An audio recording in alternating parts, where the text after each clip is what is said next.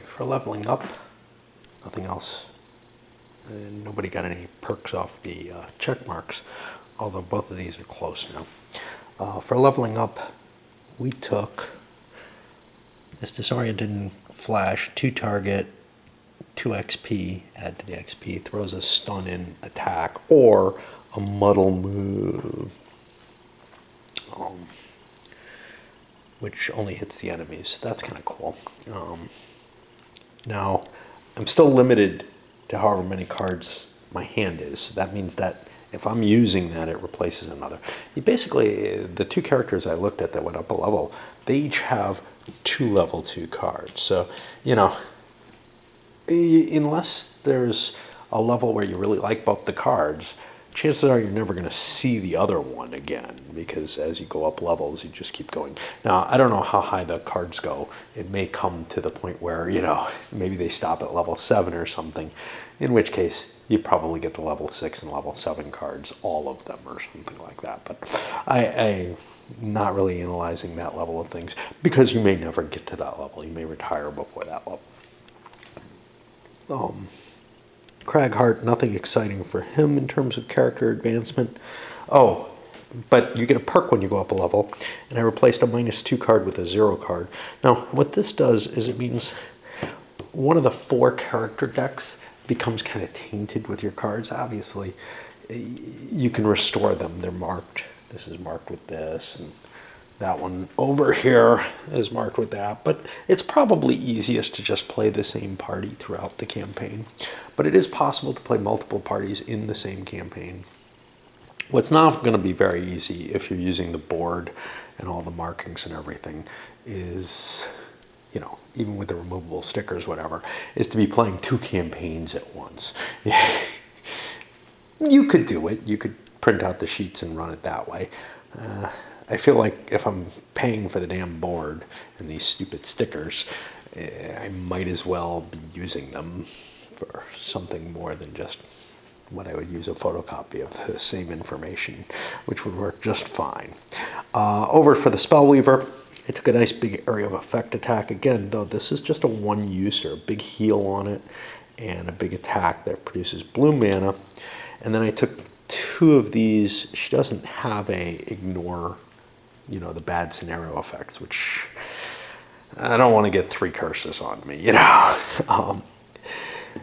But these guys are reruns.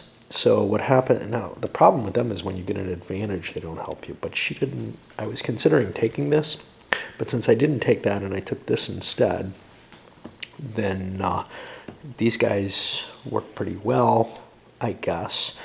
The problem with these kind of rerun cards, so if you draw one of these, you flip the next card up. That's what this symbol means. But if you have the draw 2 advantage, you draw 2, and if you get one of these in a regular card, they just both affect. So it's the same as drawing this on its own. So they're kind of iffy when you're going to be advantaged, if that ever happens. Anyway, this is a slow card, as is this.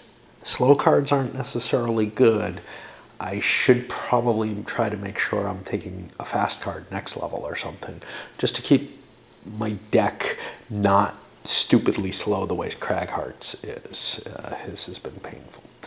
I'm going to take another look through the items, see if there's anything I want to buy, and then we'll flip up a city card and see what happens. We don't have to do that, but they seem to be generally beneficial. And then we'll be hitting our warehouse sticker. We're pretty much loaded up on items. I don't remember. You might be able to hold 2 potions at a time. Let me make sure about that. If I can, some people have money. They might want a second different potion. They can't use the same one again. But I wanted the shield here. I looked at that bow. All it does is ignores 1 level of shield. And it's kind of a 1-shot effect. Now it affects everything in the attacks. If you're facing a lot of shielded critters, it's a pretty good thing. But it's a 2-handed weapon. I thought the shield here, which is just, you know, just tired, it can come back, was a better choice for a 1-handed item. And Craghart took it as well. She took the winged boots, so that she can jump things. Conceivably, I don't have enough cash for a set of boots, but Craghart has enough for another potion. She does not. Tinker has enough for another potion. So let me see how many potions they can hold. They're allowed to carry, it's either one per level or one per 2 levels, and I don't remember which that is.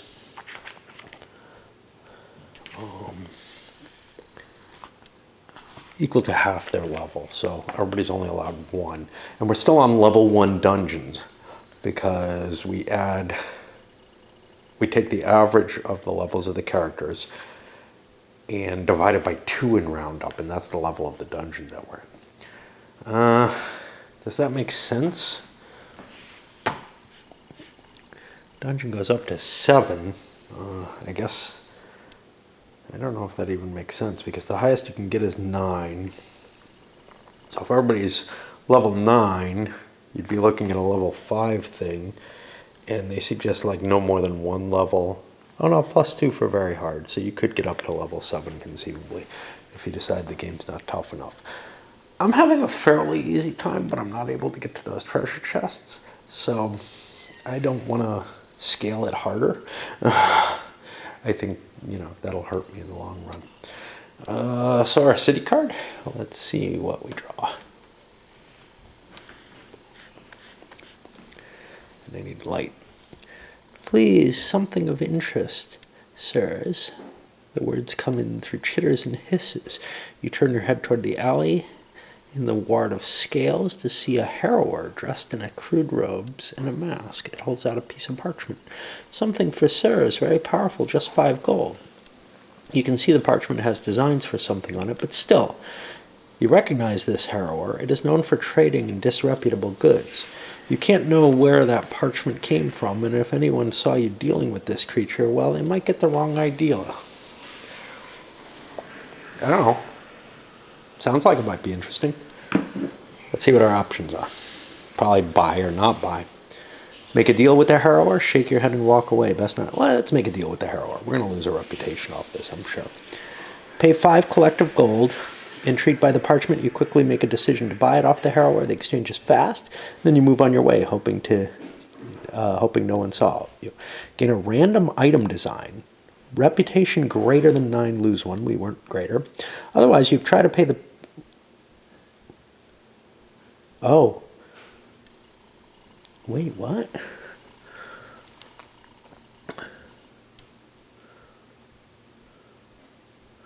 I think if we can't pay the 5 collective gold, otherwise you try to pay him less than he asks for, which only manages to anger it. Okay. Otherwise, we would have... If our reputation was less than -4, we would have gained 1, yeah. So since our reputation is not greater than 9, we don't pay anything for this. We don't take a penalty for this, but we have to pay the 5 collective gold, which we're fine with. And we gain a random item design. I wonder where I find those. I'm gonna have to figure out how to randomize the item designs, but yeah. And that means since we're in Gloomhaven, we'll have the opportunity to buy that item. But since we already picked items up, it's too late. We could have decided to do this in the other order. Didn't think we were going to get an item design, right? And that's fair. We thought we might get robbed or something, Items 15 through 133 in this deck. You can tell that on the back of each. That's the item design number, I guess. I don't have no purple cards or anything like that. I know there was something about them being colored. Constantly referring to this because in the intro section,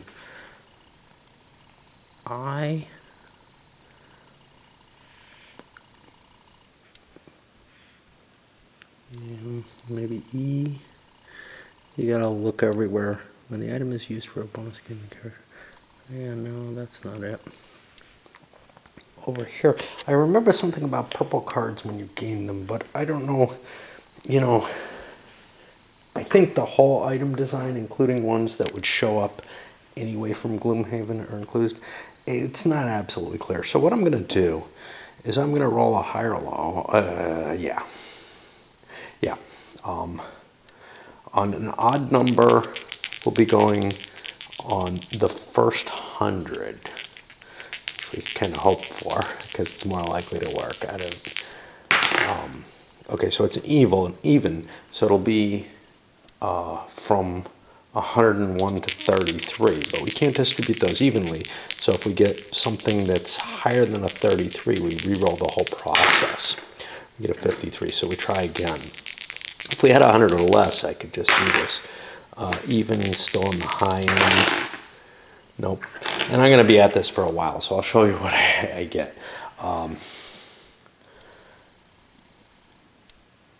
What I can't do is just say, okay, it's even, okay, but there's only 33 there, so I'll do, minus 33 or minus 66 on the second roll. That wouldn't be an equal distribution. That would be more likely to give me the high end of things. So anyway, we'll see what I pull out. And I just found the item design pack, I think, which is these blue labeled cards. I gotta look this up now because what I just pulled might be a scenario specific thing. It's the Skull of Hatred. During your turn, curse all adjacent enemies. That sounds pretty potent. Let me make sure that this isn't defined somewhere, maybe even in the errata. This is one of the pains in the ass of this game, is it's very hard to find these kind of specifics in the rulebook.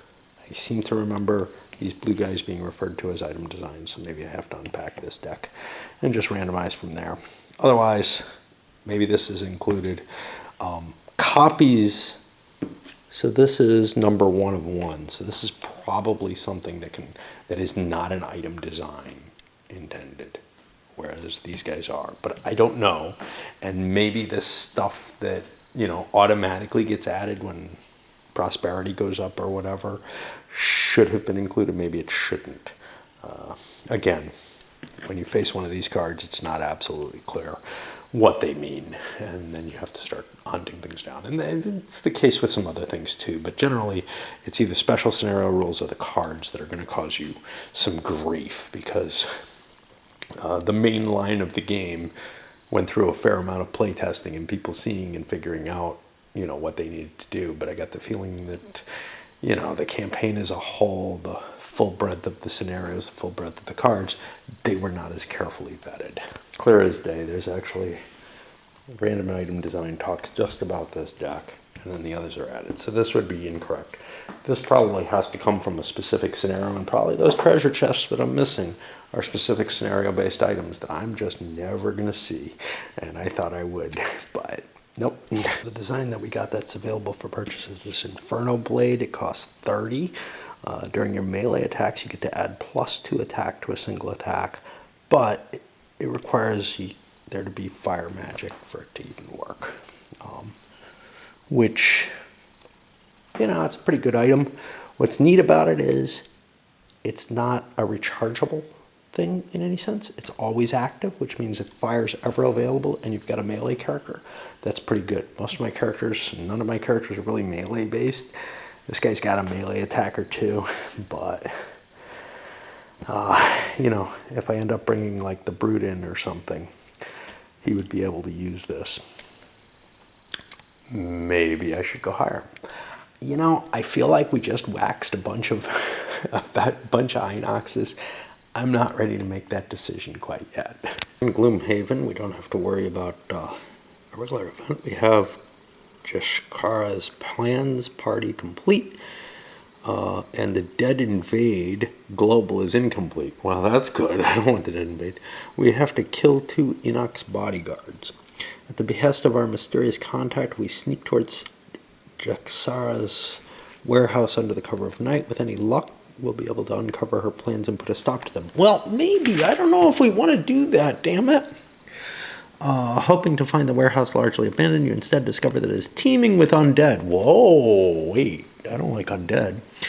At least that gives you a better idea of her plans. She's clearly been using the necromantic scroll you delivered to raise the undead within the city walls, and now it is time to put them back to rest. Yeah, you know what? I'm not thrilled with necromancy. I think we're beginning to see her as the bad guy in this. All right, so let's set up the scenario, and we'll see what happens.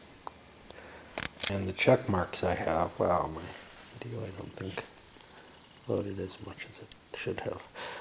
Do not make me happy. Here's the situation. No monsters set up yet in the second and third room, but we got some living dead. We're going to see some living corpses, skeletons and zombies. And then the Inox bodyguards will be in the last room. That much I know. I couldn't help but see it, you know. Quick glance shows you that. I know there's some special rule here. I haven't looked at the special abilities of the bodyguards. I feel like that kind of information kind of spoils things. Like playing ambush, you know. Playing these scenarios a second time is going to be like playing ambush an additional time, you know. And one of the reasons. Don't watch these if you haven't played Gloomhaven. And why am I showing you games that you've played? Yeah, it's a good question. I don't know. But here, gain 7 or fewer experience points during the scenario. You know, that's not really something I want, but his goal is to get check marks, so maybe getting that is not bad, and try to tailor my deck so that I don't gain a lot of experience. I assume that's during the scenario, not the post-scenario victory points that you get. Like if you succeed, you get like 6 experience or more. Take only short rests during the scenario. That's only worth 1. It's definitely doable. The Tinker can get away with that, I guess. She couldn't. So I'm a little torn with that. Die Hard. Never allow the current hit point value to drop below half. Well, you know, could happen, might not. The other is your current hit point value must be equal to your maximum at the end of the scenario. Might be able to manage that, might not. Those are both iffy. Protector, allow none of your character allies to become exhausted during the scenario. Doesn't say anything about her. Ooh. And Zealot, have 3 or fewer cards in your hand or discard at the end of the scenario. Again, that's possible. It's a question of how long is the scenario going to be, how many of my cards do I have to play. Not things that are clear, you know. So I feel like I don't have any easy choices here. And then on top of that, I have to tailor my decks. These 2 have a new card each. I think I need a break before I face that. Well, we kick things off with the players not throwing a lot of speed in any case. Let's see if the bones are fast. That could be a problem. No, they come up slow, real slow. That's going to be kind of good. Now, our Spellweaver actually has an attack in play, but also, and was going slow on purpose in the hopes somebody creates fire. They don't think it's likely, but mainly their intention is to get their little critter on the board. The others, I don't know, targeting without burning a card. The Tinker's area of effect cards all are permanent destruction cards. I don't feel like blowing one of them up when Craghart said, yeah, I'm going to do something about that. Unfortunately, it's not much. It's a 1-point attack. Probably throw this in now. And set up my anti-melee because I'm in the front if anybody gets through. The problem is these guys have shields and they also have, well, they're elites, but they're not all that tough. They're just fast. But they have the multi-targeting capability, which is kind of neat because for the monsters, they're going to run to here and then stop, to here and stop.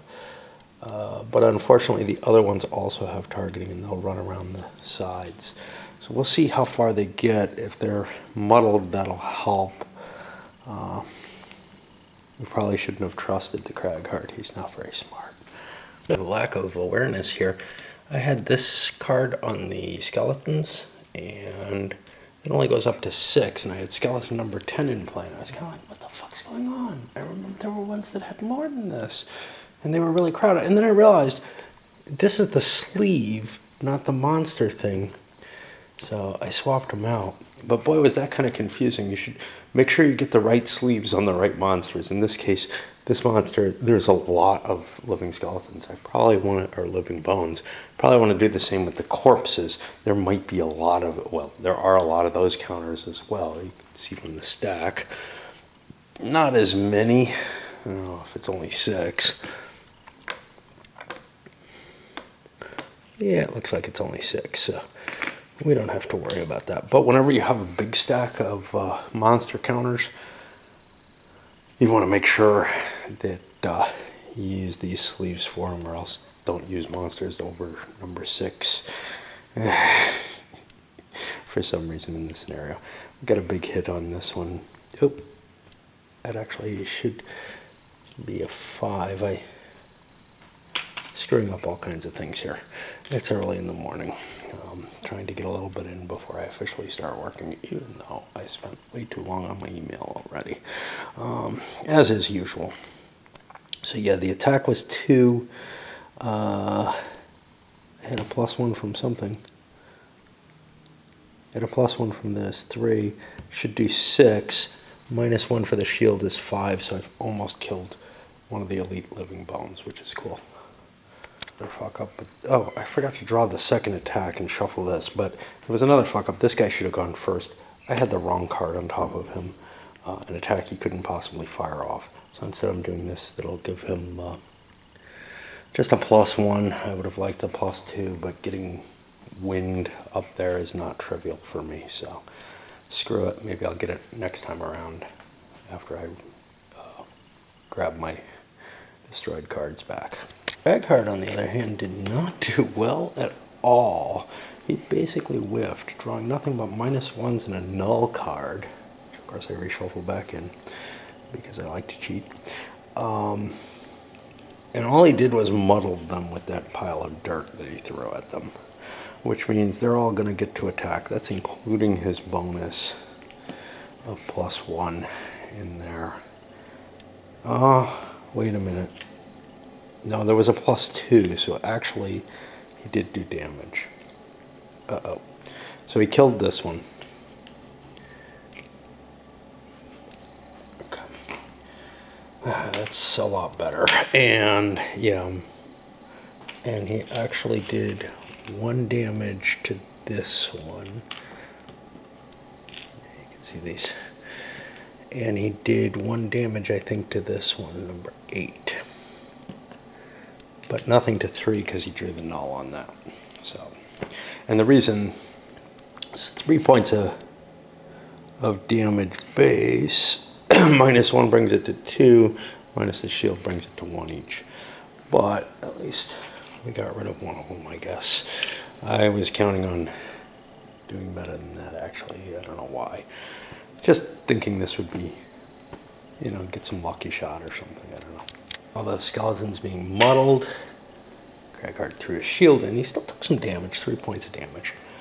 But he was in a position to absorb a significant amount of it.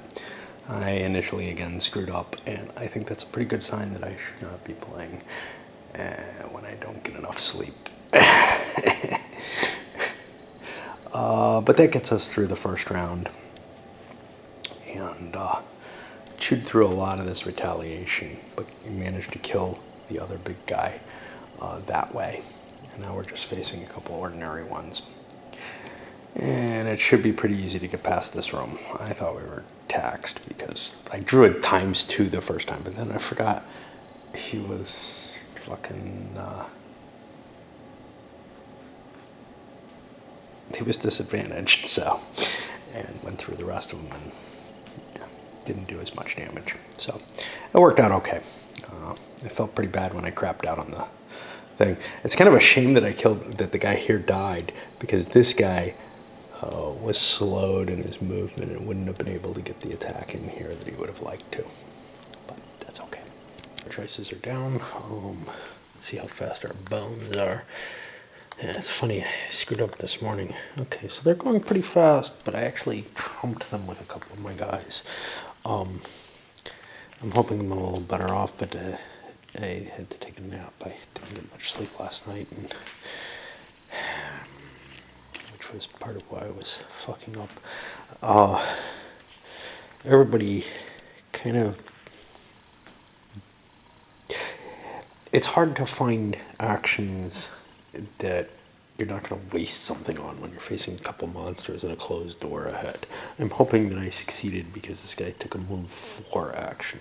He doesn't have a fast move that he picked. He doesn't have a fast move that he picked, which means he's the only one who's going to get to open the door. Now he gets to go last, so that helps. Chances are those 2 skeletons are going to be gone, but then that means, other than his move 4, he's kind of wasting this attack, which isn't a bad attack. And I don't think he can trigger it off. So he can't get XP, but I think he does generate the green mana if he triggers it, no matter what, which is probably a good idea, getting a mana mark there. Because otherwise he is just wasting this. He's using it as an attack 2 or whatever, which is also not going to do anything. No matter what, it goes in your discard pile. And that's one of the problems here. There's no sort of... There's no way to kind of hoard your cards. You can't just play one card. You always have to play one top, one bottom, and stuff like that. And it feels... I don't know. It feels like you're expending a lot of energy, your character is, or expending something important just to cross the room or whatever at a normal walking pace instead of, rushing to go do something or whatever violently. Why am I just as fatigued whether or not there are enemies in the room in order to cross the room? I don't know. And if I ran real hard, I would be just as fatigued as if I walked. Say one card is walking, and if I had a move up here, that would be running to have 2 cards used, whatever, and fought or whatever. Like walking and fighting and charging at full speed, those 2 things sound like they should use up more energy, but whatever that energy is, it doesn't make sense if I'm not using both cards to an effect that I would be affected by them. And it's really just nitpicking, but you could say, but honestly, this is the core of what I dislike about this system, is this forced to use something. Even in Mage Knight, you're not really forced to run through your deck or whatever. In fact, in that game, you're often trying to withhold playing your cards, and you have that option very much. In this, you don't. You always have this slap down 2 cards, use 2 cards, and unless you have some kind of special ability to regain them, you don't. And it's really the part that irks me the most about it. On the other hand, anything where I can only do what's on my cards. It bugs me enough in Combat Commander as well, So, but it may be more fun to play this way. That's the problem, and even for me, I'm saying, is where it really gets me. Anyway, let me start taking care of these guys, and I know if you're looking for normal playthroughs, I'm not the guy for them, right? Really bloody annoying. This is why I wanted the bow for the ranged attack. So far, the Tinker has done very little. He healed him 1 point, didn't get to move, whatever, because he had this. He had the choice of either healing or moving. This thing failed to do damage. He managed to kill 1, and now we're on the bones themselves, which will stay in place and do their attack, and this should be some place where I can read it. This is a normal one, so it's got an attack of 1, making an attack of 0. Not going to do anything right off, and I do nothing, and then I'll figure him out. I got a big move if I get him out of the way, enough to get the door open, which I think I want to do, even though that's going to let all the other monsters have a shot to do something, which could be dangerous. Oh, I attacked. Oh, that does 2 points of retaliation damage. I don't believe the shield has any effect on that. Let me look that up. I haven't been playing that has the case. The shield only affects damage done by an attack. Retaliation is not an attack. Now, there's a lot of money lying around. If other people, if he didn't have this big movement card, I would be able to do it. I could spend my loot card, but then I don't have a movement card at all, which means I hold on to this until after I open the door. 1, 2, 3, 4. It opens. I'll set up what's out there, and I get a shot. And I leave that money there in case somebody else can pick it up. I was right up against somebody. I picked a melee attack, which isn't going to help me there. And I didn't use anything up. So now I get to find out what these guys are doing. And they're doing a move +1, an attack -1. Now the elites move first. This is a problem. There's no missile capabilities with them. Both of these are going to be stuck where they are. So then we go to these two, and I've got numbers 2 and 4. Move +1 means he can go 2, get right up against him, and launch an attack. And his attack is not small. It's a 3, make it a 2. Anything I need to do here? I keep forgetting about that. I could have used that. Okay. Arrest could have been useful. 2. Make it a 1. So Craghart takes a point of damage. He's back where he was, if my little fingers work correctly. This fires off. He's going to get some XP, and he's going to do 2 points of damage to whoever the hell I said that was. 2. The nice thing is, this terrain's really annoying to maneuver through. But if anyone can blast through, it's Craghart. But then the other side of it is, it's not easy for them coming in a line with no missile weapons. I have missile weapons, so I can get through it. The only problem with it is this and this are blocking my route. Now, Craghart can blast a hole through it. And in particular, he could blast a hole here so that we can get to this and not have to deal with the trap. Or we can jump things, but... and also he can blast through one of these. And he's got a couple of cards that allow him to knock obstacles out of the way. So I'm not too terribly worried about that. This thing will march closer. And that is the end of this turn, or round. Minus this. This card is destroyed. I did not give him his experience yet. And now I'll do my figuring for the next turn. A situation where if players were coordinating best, maybe they wouldn't do what they're doing. The Spellweaver chose to charge over the treasure and not take it, which he may end up grabbing those 2 points of treasure in that case. He's kind of blocked his little critter. That thing's so slow. It's not all that helpful in this scenario. I probably shouldn't have cast it, but I don't know theoretically what's in the next room. So I try to play as though I can't see that, I guess, or at least be stupid, which I'm very good at. So he charged forward, and he's launching an attack. He used the mana that was up there, which means he got an experience point for it, and now he has an attack of 3 against this thing. Well, I mean, he can look over and see that Craghart was planning on busting that thing into the furniture. But maybe I don't care. You know, if I kill this thing, Craghart can change his actions, use his +1 attack, and use this. So, whatever, you know. So we have a base attack of 3. These things have no armor. And we only do 3, which isn't going to kill it anyway. And I'm not sure Craghart was going to kill it with this. You never know. But I used both my actions, and they're just discards in both cases of this. In the turn, Craghart pushed it into there anyway to get the XP.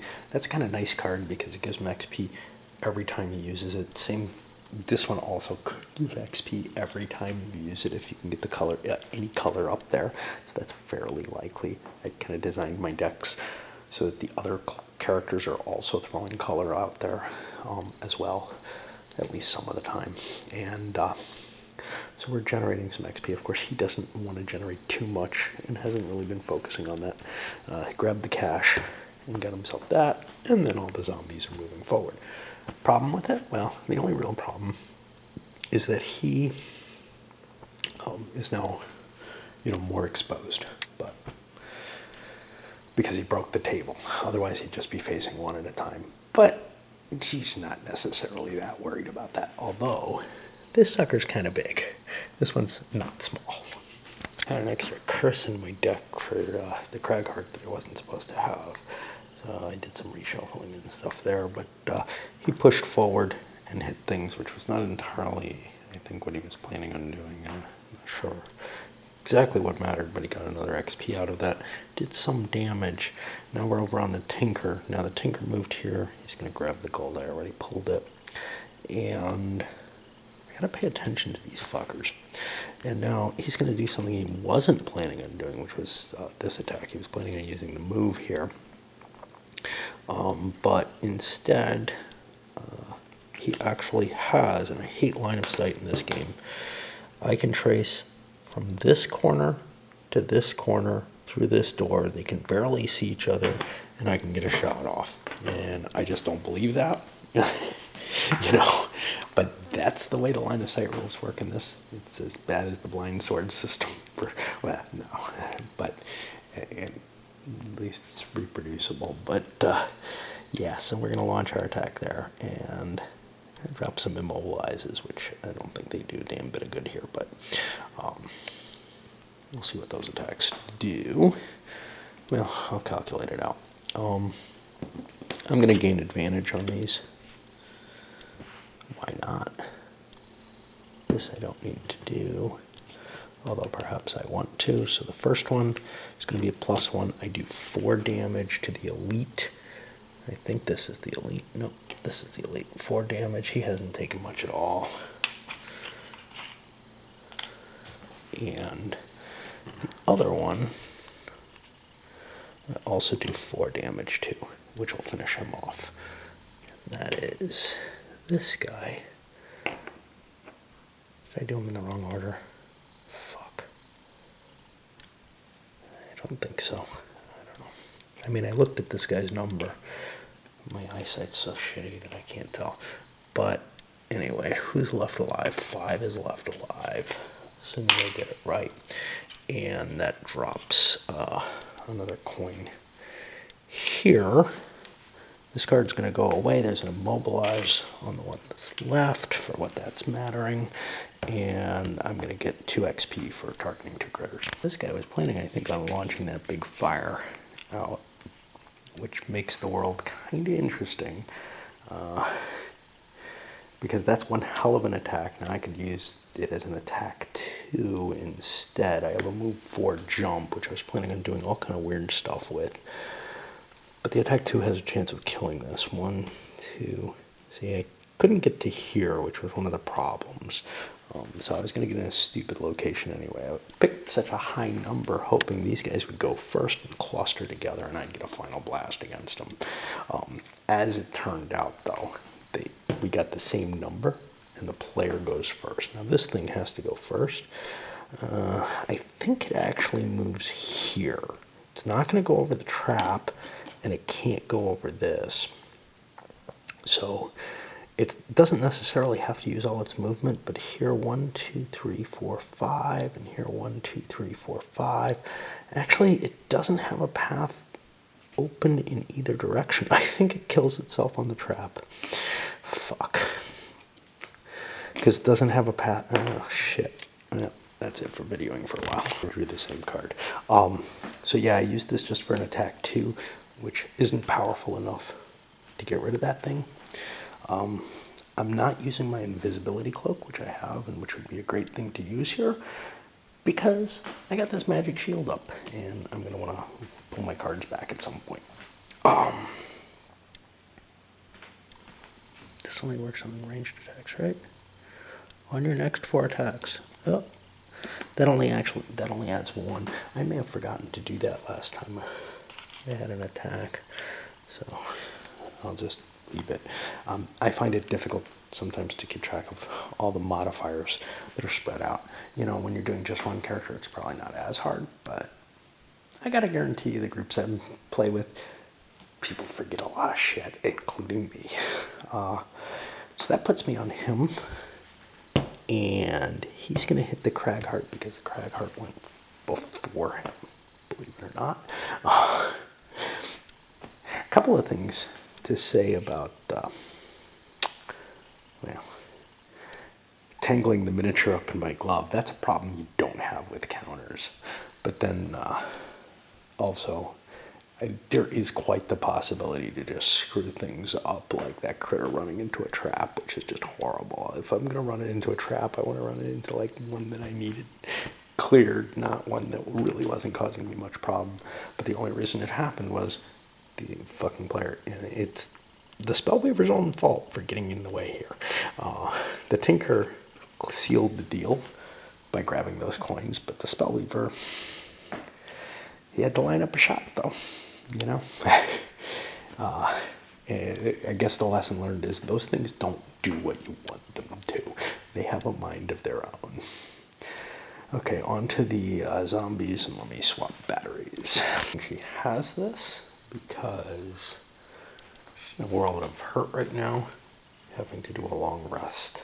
Well, doesn't have to do a long rest, but I don't like doing short rests with her at all. Numbers we have coming up. Cragheart is always kind of slow, and hey, this thing beats him now. Luckily, we have a reduction in attacks. That's very helpful to us. Not sure what he's doing.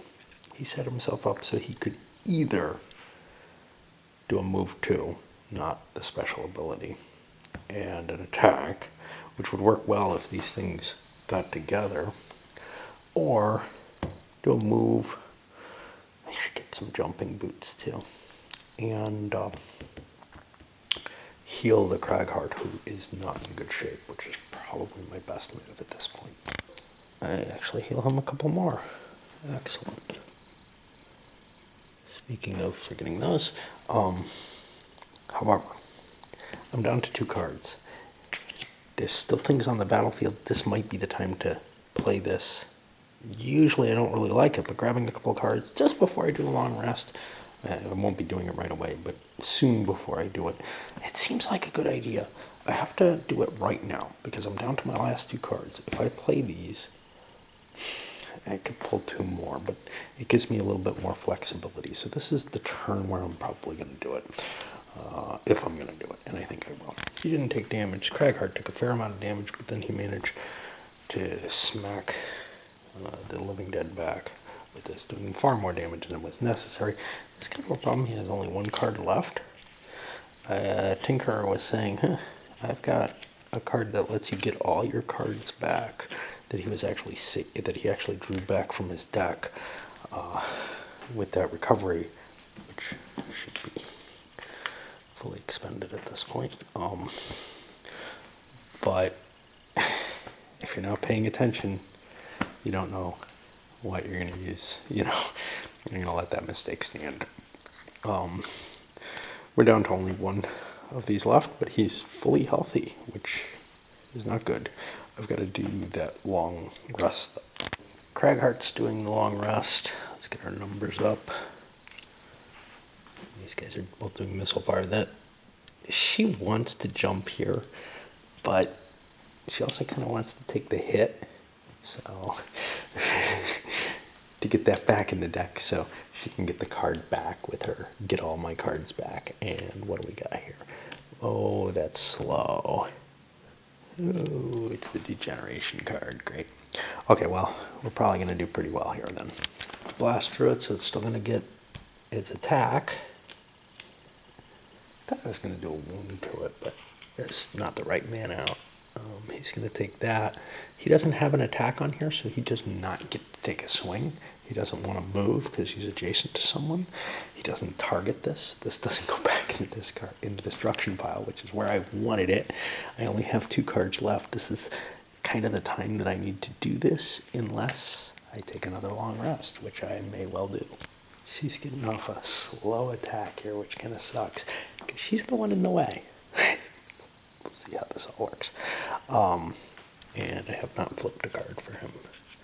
82, which is even slower, which means he gets to do his Dicky thing, which is Dicky if it wasn't for a long rest thing. He's going to be doing that attack with a push to get another XP and destroy this table so we can get through to the door without jumping another trap. But that means if I'm doing that, I do the move 2. Now I could just do a move 2, but how big is he? He's taking 7 hits. You know what? I'm just going to do the move 2, and I'm not going to generate green mana because I don't really need it. And that means I do an attack 3 with that push. And so that took 7, 8, 9, 10, 11. It's hit. I still get to do the push, though, as far as I can tell. Actually, I'm not sure. I did it that way last time, but I'm really not sure that I'm allowed to, because he's dead by the time I do this, right? Because each effect is applied in order, as far as I know, which means I have actually killed him. Which is not what I wanted to do, because I really wanted to destroy that table. This is in the way. Essentially, he screwed up my Tinker's turn.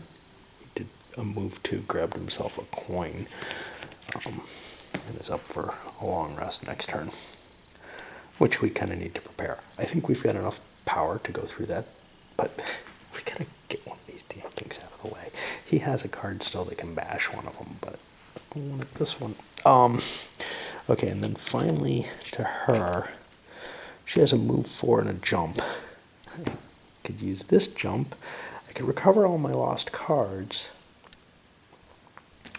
and use the move 3, but that doesn't really do everything I want to. So I'll just do what I intended, I guess. I don't know. It kind of doesn't make difference. I'll move here and jump, and we'll see what we find.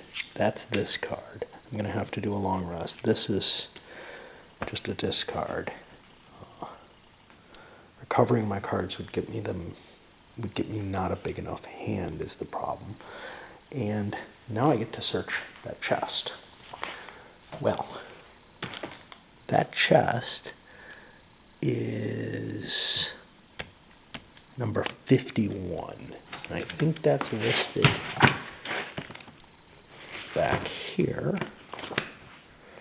And there are little check marks on these. 51 is a random side scenario. Okay, well, there's a deck of side scenarios, and he's really interested in this, that we're going to shuffle up, and we get one of them, and it'll get pasted on the map. Hopefully this one could come up again, so I'm going to mark it like that. That's a little piece of Post-it stickiness. I wish Post-its were completely sticky, because this is the kind of shit that I use them for more than anything else. I could also use a grease pencil. I know I have some kicking around. The first place I looked, I didn't see one, and I'm like, well, there are my Post-its. I'll use that. That was what I was thinking of first. The grease pencils, they'll leave some residue. That's the only problem with them. But that's the first time we found a treasure. Yep, there goes the mini again. Not only am I going to put this sticker, which I meant to get on the map, but I'm going to keep the card available so I know this is an adventure that I haven't done yet. If I want to go hunting it, I can redo it, presumably, but right now I know nothing about it. I just have like this treasure map that says go here. Whole island, actually. Wow. Okay. Well, we're not done yet. We gotta get her out of here. She's still got her winged boots. Whatever she used, she was gonna have to. It wasn't gonna get recharged. One thing was, the other thing wasn't gonna get recharged in the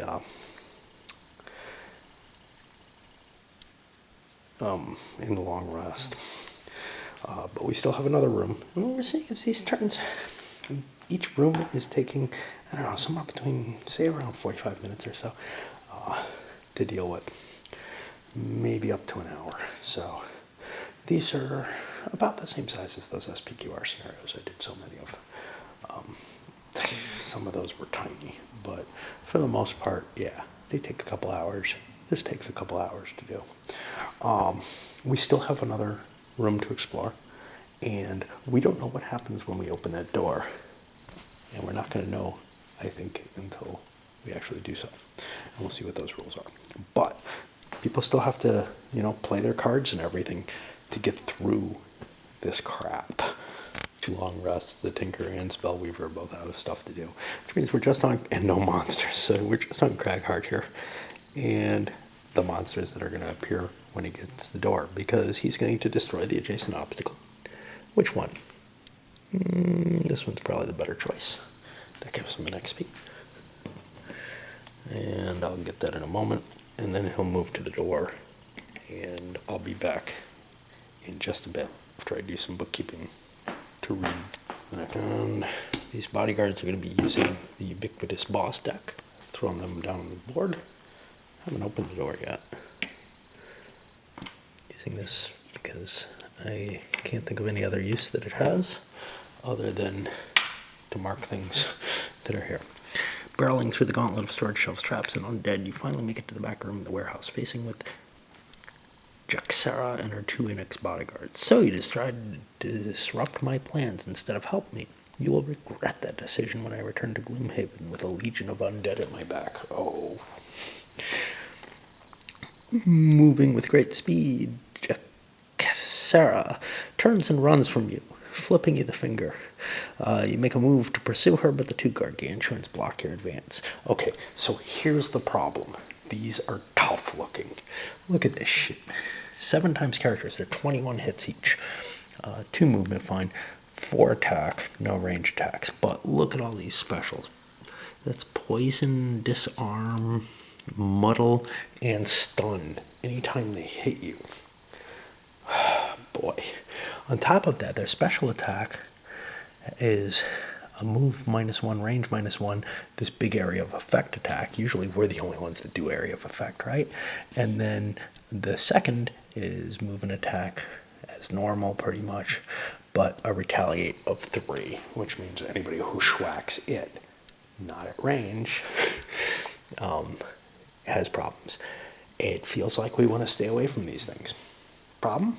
Well, he just busted through the door, and he's in a world of hurt, I think. He's ranged attacks with multiple targets. Yes, he is. He only gets hit once by each one, but it means even if they couldn't move, they wouldn't come at him. And they can move. They're not going to. Now, the only nice thing, the attack's down 1. No other critters here. So what do we got? 1 and 2. Well, they're going to stay at range, which means an attack at -1 sounds like a 3 attack against him. That's a 4. I don't particularly want to take it. It's a 3. And all kinds of bad stuff happens to me. That bad stuff's going to happen anyway. But I'm poisoned. I'm stunned, or I'm muddled. I'm stunned, and I am disarmed. The net effect of all that is just, I'm up shit's creek. So let's see. Poison, we know. The next attack comes at +1. Stunned, I won't be able to perform any abilities during my turn except a long rest. I'm the only guy not doing it, but that's okay. Next turn, I won't be allowed to do anything. Disarmed, I can't do an attack on my turn. Well, I can't do anything anyway. You might be immune to one of these activities. And then muddled, I'm at disadvantage on my attack. Well,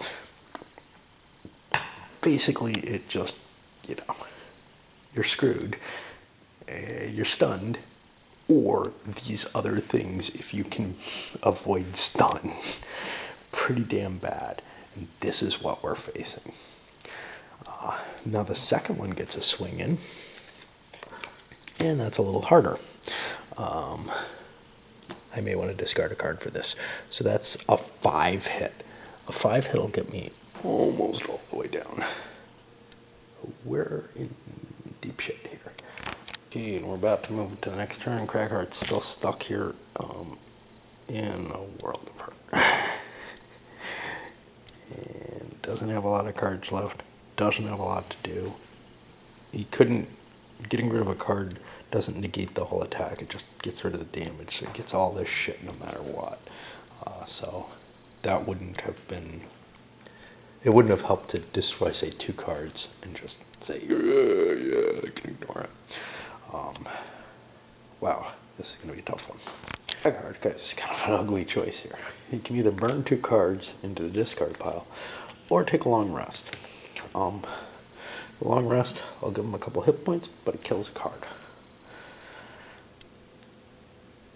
The damage that these things do, each is bigger. Probably will force him to kill cards. I don't know.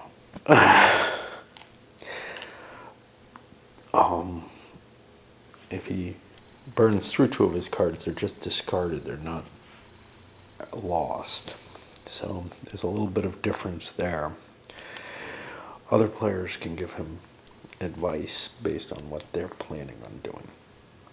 The nice thing about him, I guess, is that he's still attracting their attention for the most part.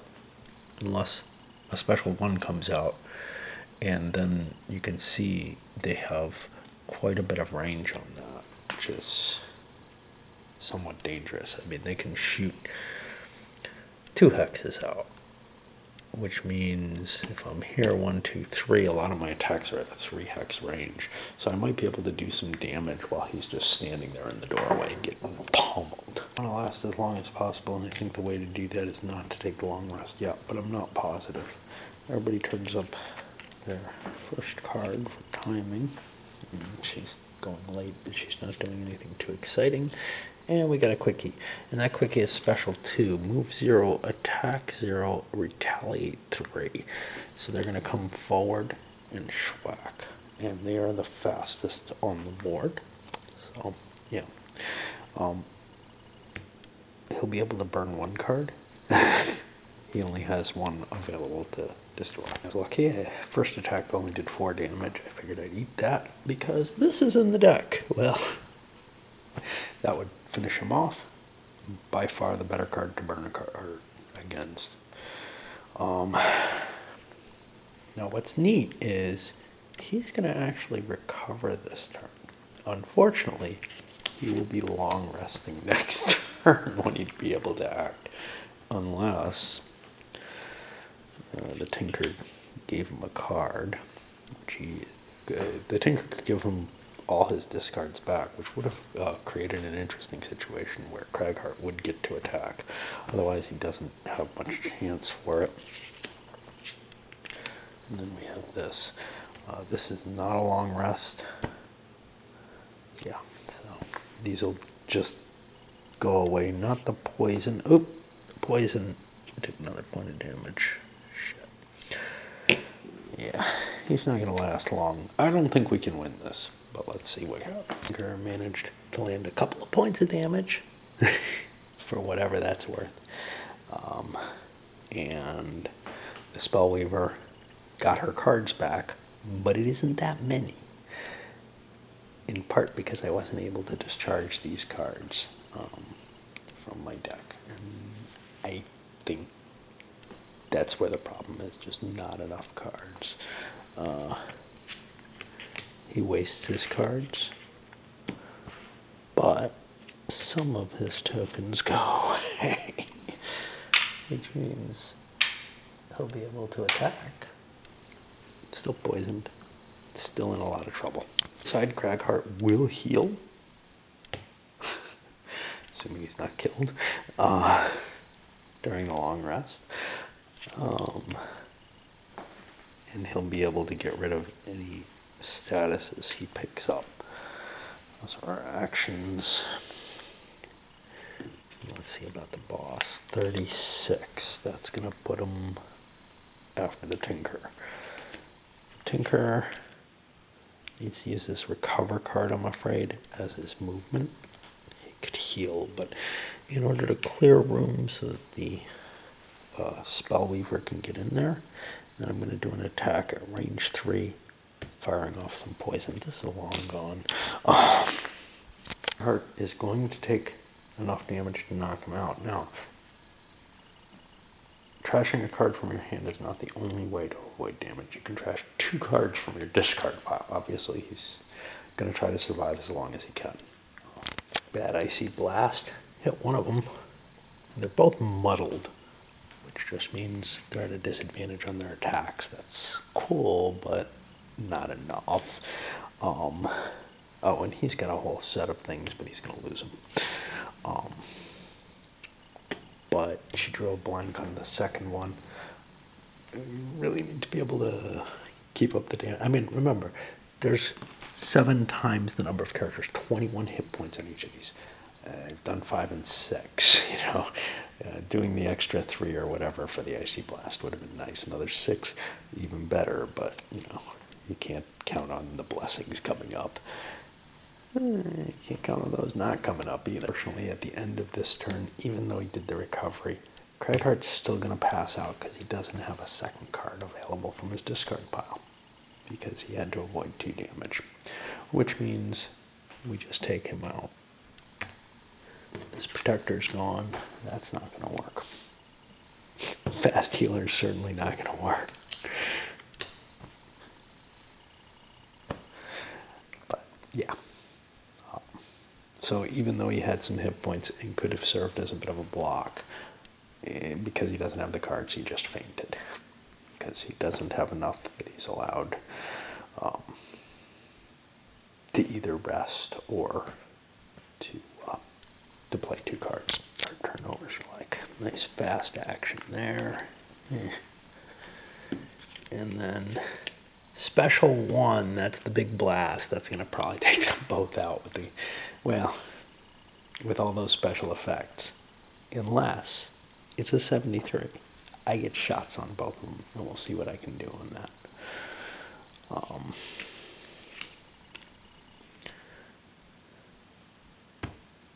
He could conceivably stun both of them with this. In fact, he will be stunning both of them, which prevents those attacks, and that's cool. It's expensive. I was looking at her with either these attacks or summon the Mystic Ally in this attack. I'm not able to find red mana, so no wound. No wound would be nice against big monsters like this, but it's not enough, you know. My cards are going to be gone. I'm going to be in a long rest again soon. This was a pretty good card, but it really isn't as good as I thought. It doesn't have a damage on it. So I've stunned them. They're not going to get their attack. That's important. And now I have this move heal. What the hell do I do with that? I don't know.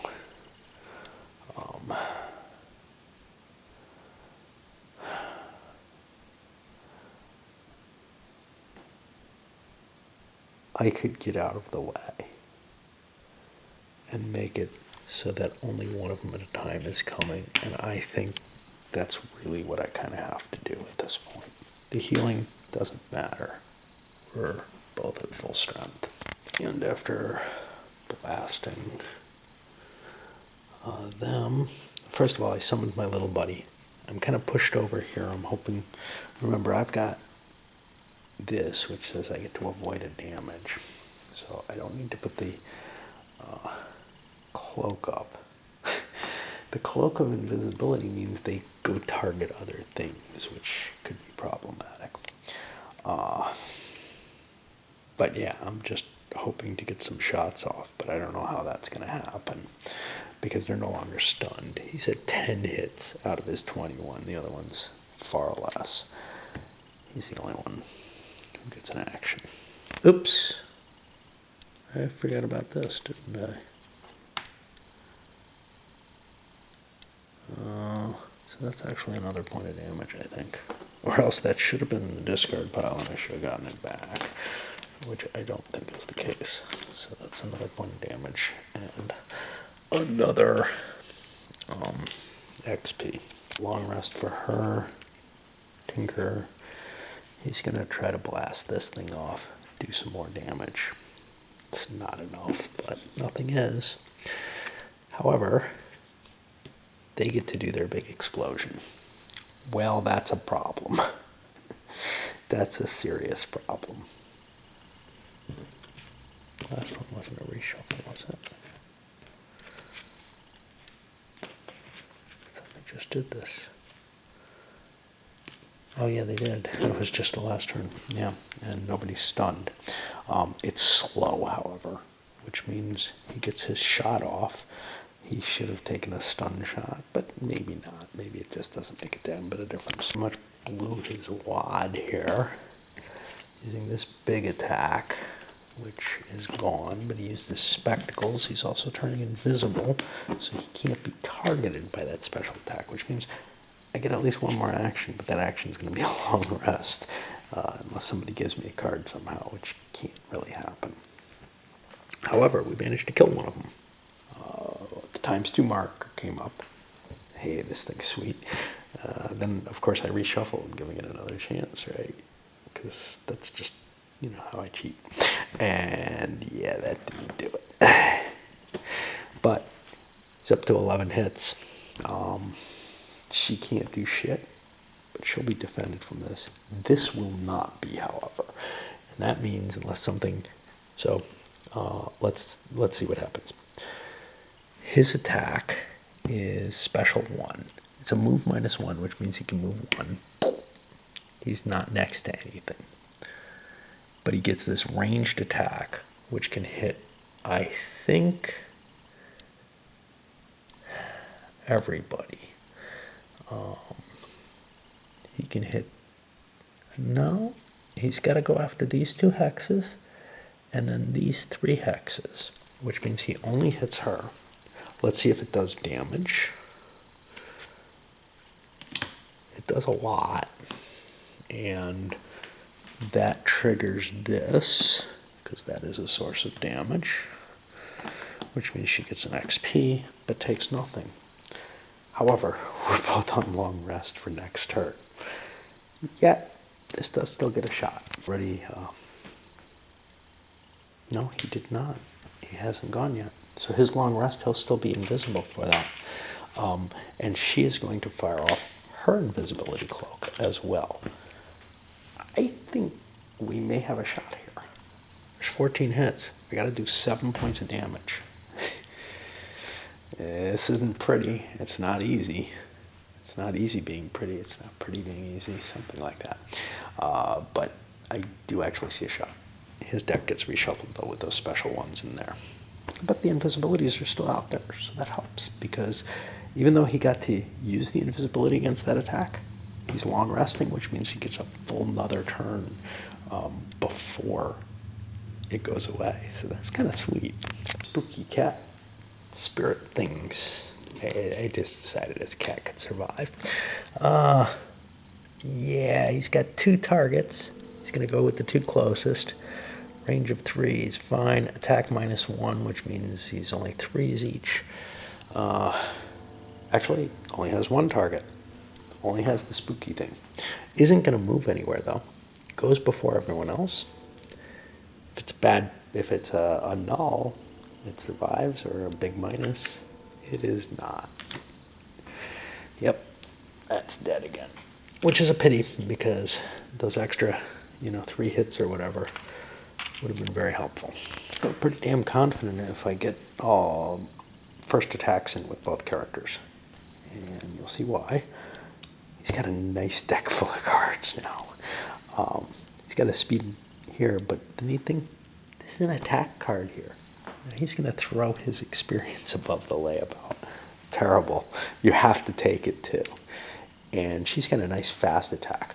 We're going to be able to throw a lot of damage out under most likely circumstances. She's got her potion left.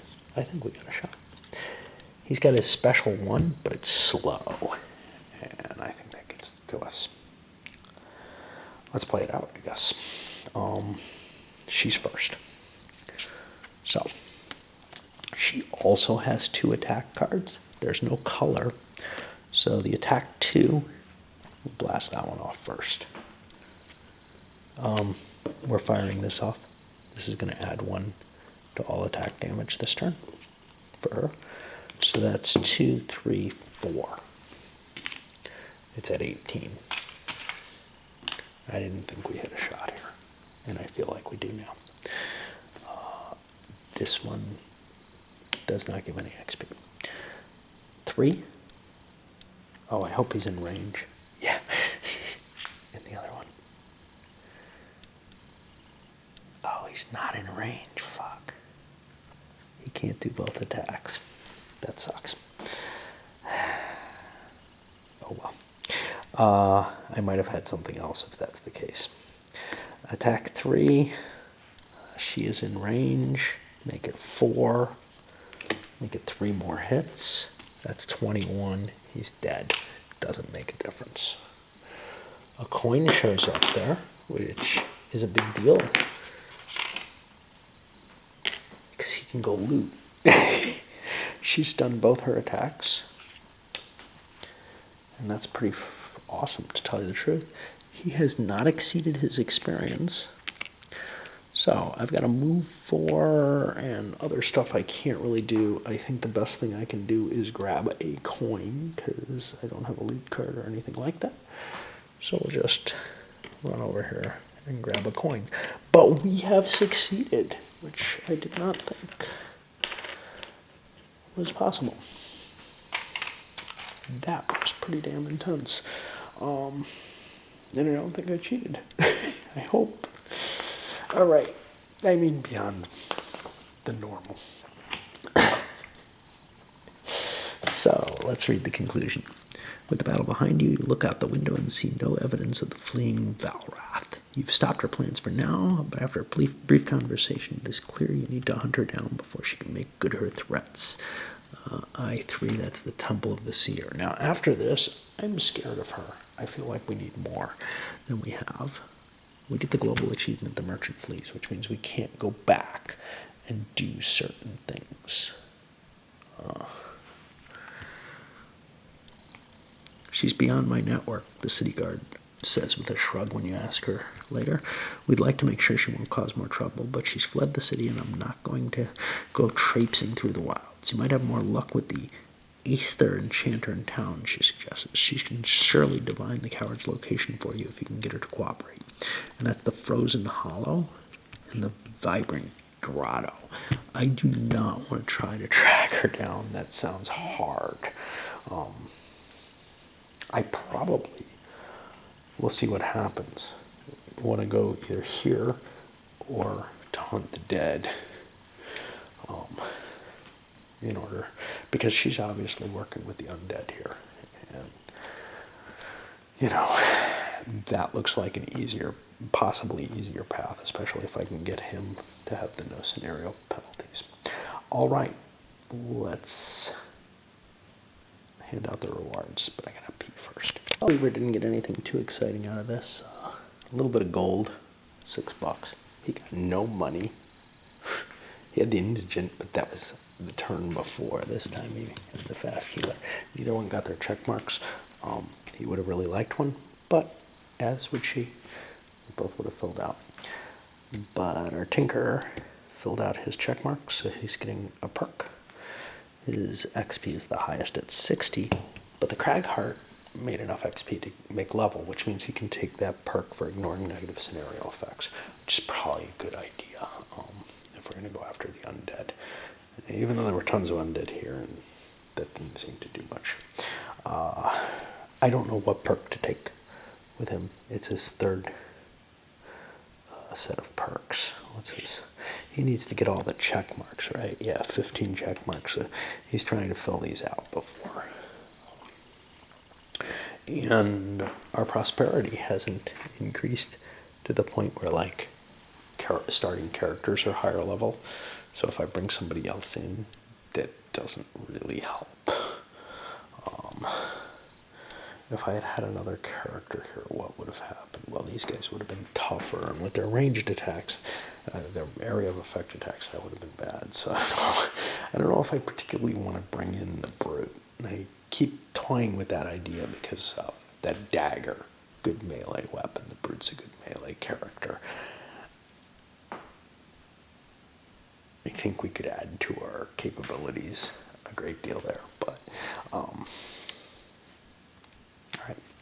Oh, for the Tinker, I decided to remove a couple of -1 cards. Yes, that makes the blank more likely to come up, and the ×2 more likely to come up.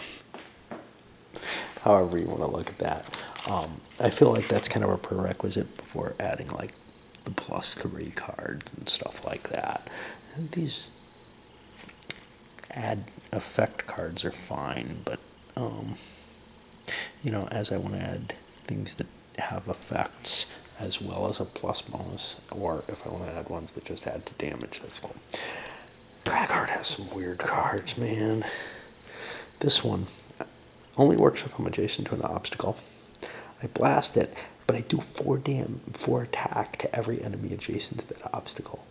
Get this. It's a fast card and it's a movement. It's what I'm going to take. But this other one's even wackier. Okay, it's an attack at range, area of effect. Not that potent an attack, kind of slow. But it also heals allies who are in that area. And the move card heals adjacent allies and targets adjacent enemies.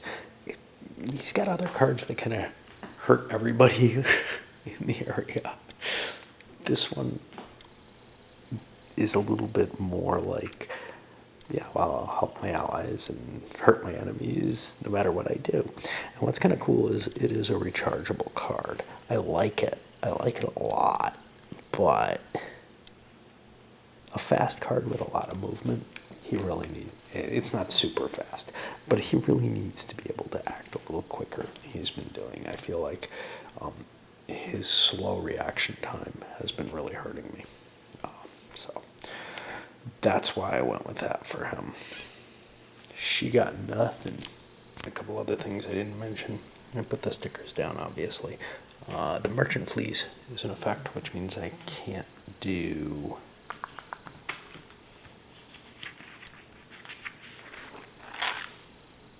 I don't remember which one it was, like 3 or something like that. I can't do this one again, so I should pull that out. And then I've got that already, but I got two more reputation, which puts me at the very top of the -1 price range, which is cool. I don't know where we're going next time. And this one's going up.